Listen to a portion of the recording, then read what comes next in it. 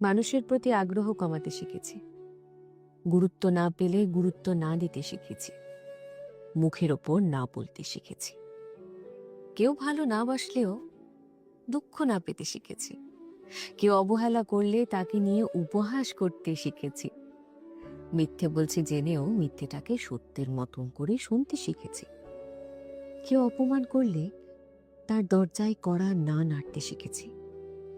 নিজের ভালো থাকার জন্য রোজ এত কিছু শিখেছি। এত কিছু শেখার পর যখন কেউ অহংকারী বলে, তখন তখন তাকে পাত্তা না দিতেও শিখেছি। দিনকালের সাথে সাথে নিজেকে আপডেট করতে হয়, নিজের মুড চেঞ্জ করতে হয়, নিজেকেও ভালোবাসতে শিখতে হয়, নিজের দায়িত্ব নিজেকেই নিতে হয়। কারণ দিনের শেষে স্বাবলম্বী হতে হয় তো। কে কি ভাবলো, কে কি বললো, এর থেকেও বড় কথা হচ্ছে আমি ভালো আছি কিনা এই প্রশ্নটা নিজেকে জিজ্ঞেস করা। আর যদি উত্তরে আসে যে হ্যাঁ ভালো আছি, তাহলে আপনি ঠিক যেমনটি চলছেন তেমনি চলতে থাকুন।